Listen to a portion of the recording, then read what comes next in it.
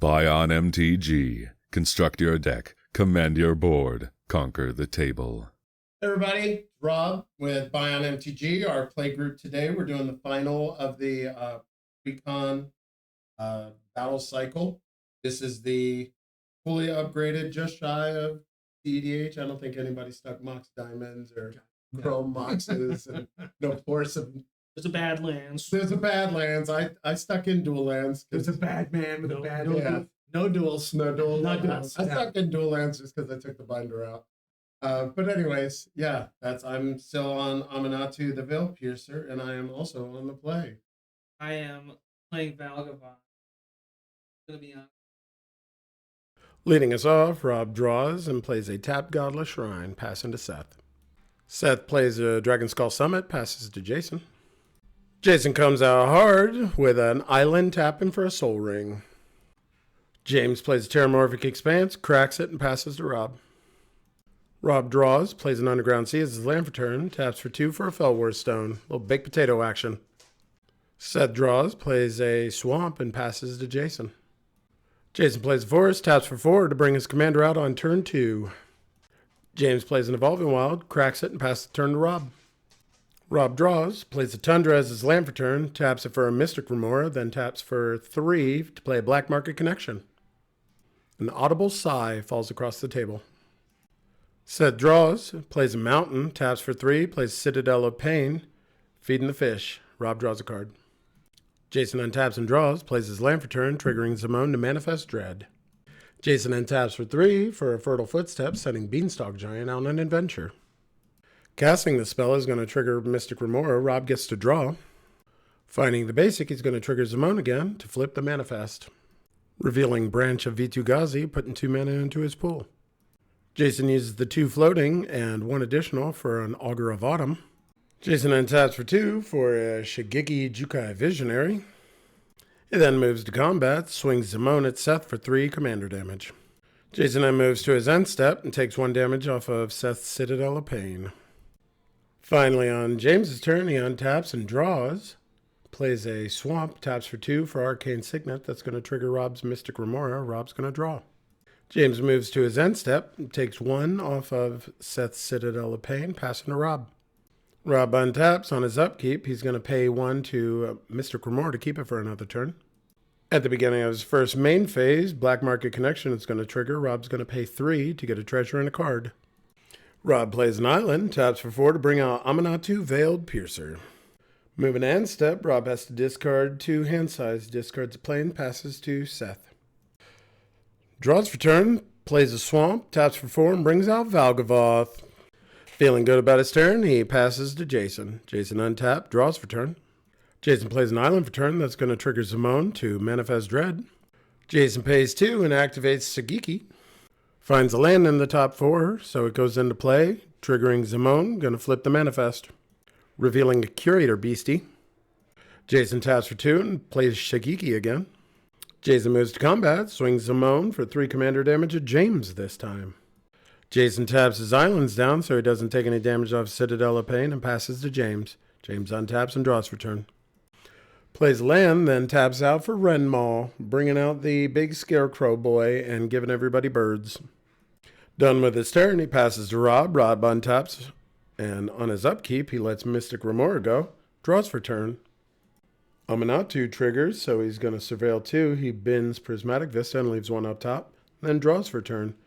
Black Market Connection triggers on his main, so he's going to pay 3 to make a treasure and draw a card. Rob taps for 2, plays a Scroll Rack. Plays the Plains as his land for turn, and then taps for 4 and plays Trouble in Pairs. Moving to combat, Rob has to swing with a Goated Bird, so he feeds it to Valgavoth. Feeling good with his turn, he passes to Seth. Seth untaps and draws for turn. Seth plays Temple of the False God as his 5th land for turn. Couldn't get much better than that. Seth taps for 3 for a Blood Pact. Seth then taps for 2 for a Rakdos Signet, which is going to trigger Rob's Trouble in Pairs because it's the 2nd spell for turn. With the Trouble in Pairs trigger on the stack, Rob is going to crack a treasure and activate Scroll Rack. He puts 1 card on top and then draws from Trouble in Pairs, revealing a miracle. It's going to be Terminus, so he cracks a treasure to pay for it and bottoms everybody's critters. Everybody organizes the board state, and then Seth taps for 2 more for a thought vessel. Passing the turn to Jason, he untaps and draws for turn. Jason taps for 6, bringing Zimone back out. And then plays a forest for turn. It's going to trigger Zimone. He's going to manifest Dread. Jason taps down 2 lands, leaving 2 up when he moves to his end step. Citadel of Pain's going to trigger, so Jason's going to take 2 from Citadel, passing the turn to James. He's going to untap and draw for turn. James taps for 4, plays a Sad Robot. Womp womp. Sad Robot finds James a forest, and then he plays a land for turn. It's Golgari Rot Farm, so he's going to bounce that tapped forest right back to his hand. Passing the turn to Rob, he's going to untap, and he's going to draw for turn. Then he's going to pay 3 life into Black Market Connection to make a treasure and draw another card. Plays a Command Tower as a land for turn, then taps for 2 for an Arcane Signet. Taps for 3 for a Moonblessed Cleric, gets to search his library for an enchantment, put it on top of his library. Finds a Doomwake Giant, puts it on top. Taps his Command Tower to not take any damage off his Citadel of Pain, passes to Seth, who untaps and draws for turn. Seth plays a Swamp for turn. Taps for 6 and brings Valgavoth back out. Moves to his end step, leaving 1 mana up.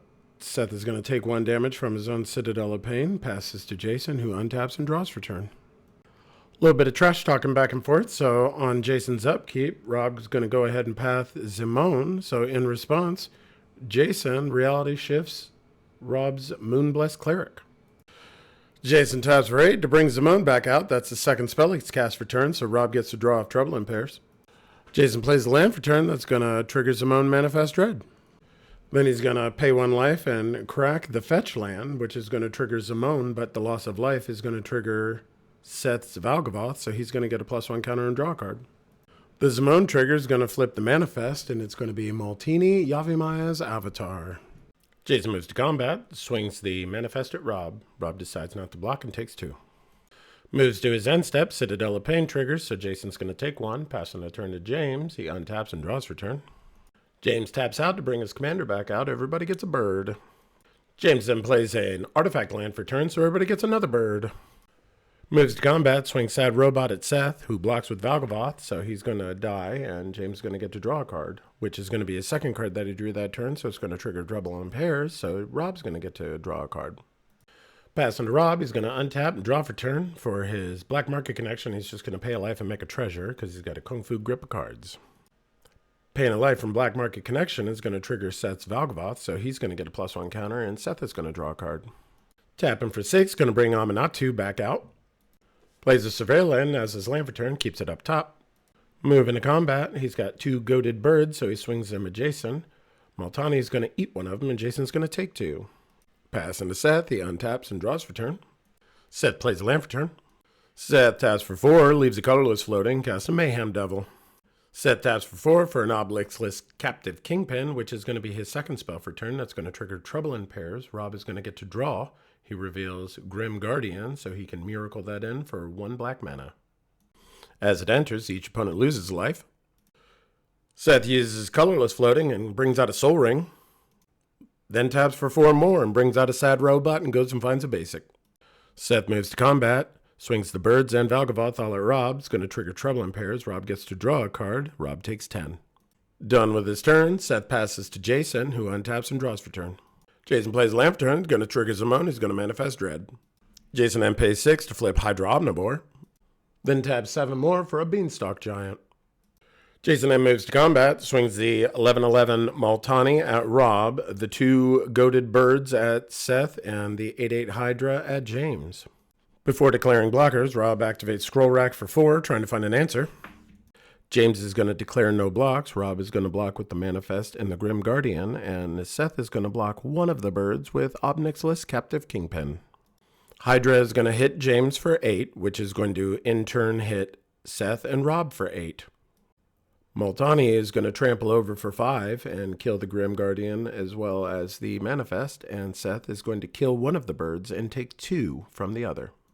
Passing the turn to James, he untaps and draws for turn. James taps for 4 to bring out a Whip of Erebos. It's going to trigger his commander, everybody gets a bird. Taps for an additional 3 and brings out a Morbid Opportunist. Going to be the second spell he casts that turn. That's going to trigger Trouble in Pairs. Rob gets to draw. Instead, he reveals a Darksteel Mutation as his miracle. Sacking a treasure to pay for it, which is going to trigger Mayhem Devil. So Seth is going to elect to have James lose a life, which is going to trigger Valgavoth and Obnixilis. Rob him and haws over where to put the Darksteel mutation because there's too many threats on the table and he's pretty much already dead, so he elects to just stick it on the Hydra. James moves to combat, sends his goaded birds at Seth. Seth is going to block and eat one with Obnixilis, and Seth takes 2. That's going to trigger Morbid Opportunist when the bird dies, so James is going to get to draw. That's the second card he drew this turn, so that's going to trigger Rob's Trouble Impair, so Rob gets to draw. Second main, he's going to tap for 2 for a Mind Stone, and then pass to Rob. Rob's going to untap, and on his upkeep, he's going to Surveil and bottom both of them. Still on his upkeep, he's going to activate Scroll Rack for a total of 5. His draw for turn, he reveals Entreat the Angels, so he's going to pay a total of 8 to get 6 angels. On Black Market Connection, Rob just takes 1 to make a treasure, which is going to trigger Seth's Valgavoth as well as his Obnix. Land for turn, he's going to play Fabled Passage and crack it. Rob moves to combat, swings the Goaded Birds adjacent for a total of 4. Can't afford to take any damage from Citadel of Pain, so he main phase Brainstorms. Seth untaps and draws for turn. Plays Witch's Clinic as his land for turn. Seth is in the tank a little bit, but he thinks he found an answer. He taps for 6 for a Massacre Worm. Jason loses a total of 4 creatures, so he takes 8. James loses 2, so he takes a total of 4. And Rob loses 2, so he takes a total of 4, knocking him out of the game. Seth pays 6, taking 1 off Sulphurous Springs to cast the Bolas of Citadel that was exiled underneath Obnixilis. Moves to combat, swings Valgavoth, Obnix, and 3 Goaded Birds all at Jason. Enough damage to knock Jason out, so Jason's out of the game. Second main, Seth taps for 2 for an Arcane Signet. Checks out the top card of his library with Bolas of Citadel, doesn't see any additional actions, and passes to James. James untaps and draws for turn. James plays land for turn. Taps for 3 for a 6. Taps 4 mana for an Elvish Promenade. Unfortunately, he doesn't have any elves, so he doesn't make any additional elves, although it does trigger his commander, so everybody makes a bird. James taps for 3, taking 1 damage off of the land, which is going to trigger Seth's Valgavoth as well as his Obnixilis. With the mana, James summons an Ancient Cellar Spawn. It has 2 card types, so that's going to trigger and everybody makes another bird. James taps his last mana, so he doesn't take any damage from Citadel of Pain, and passes the turn to Seth. Seth's going to untap and draw for turn. Plays a land from the top with Bolas of Citadel. It's going to hide away. Looks at the next card with Bolas of Citadel and takes no actions. Seth moves to combat, swings a Valgavoth, Obnix, and 5 Goaded Birds at James. James is going to block with his commander and 6. James is going to lose his Renmaw as well as 6. He's going to take 10 damage from the unblocked birds, but he has a total of 7 life gained from lifelink, so his life goes down by 3. 2 creatures dying is going to trigger Seth's Massacre Worm, so he's going to lose 4. Creature dying is going to trigger James's Morbid Opportunist, so he gets to draw a card. Seth pays 2 life with Bolas of Citadel to play Grab the Prize from the top of his library. He then taps for 4 and plays Mogus, God of Slaughter. Seth taps down the rest of his land so he doesn't take any damage from Citadel of Pain. He's going to pass to James. James is going to untap. On his upkeep, he elects to not sacrifice anything, so he's going to take 2 damage from Mogus, God of Slaughter, which is going to trigger Valgavoth as well as Obnix. James taps for 7 for a Demolisher Spawn. The cost was reduced by Ancient Cellar Spawn, so Seth is going to take 1 damage. Seth is going to tap for 5 to cycle Decree of Pain. At this point, Seth finally rereads his card and realizes when he activates Bolas of Citadel, it's a sacrifice, so it'll do 10 damage to James, as well as the Mayhem Devil will see the 10 sacrifices and do 10 more damage to James, would knock him out of the game. Hello everybody, this is Rob with Bion MTG. So reviewing today's game, wow, there was just way more interaction, way more card draw, but Valgavoth just still brought it again. Overall, it was a blast doing this series, and probably something that we'll definitely do in the future. Overall, though, I think 4 games is probably the right number. I don't think if we continued to push the same decks over and over that the overall enjoyment, not just for viewers, but the players themselves would start to diminish. So this is going to be the last game of that series, and definitely a lot of triggers, a lot of interactions, and it was really neat seeing the decks evolve from what the precons were to the direction everybody brought them in. If it is something that you enjoyed watching, put it in the comments down below. If there's an editing modification that you would like to see done a little differently, then let me know, and that is something that I could potentially make happen in the future. We're getting danger close, so don't forget to get out there and vote, everybody. I'm Rob. This is Bion MTG. Good luck and have fun. Thank you for watching. Please like, subscribe, and comment down below.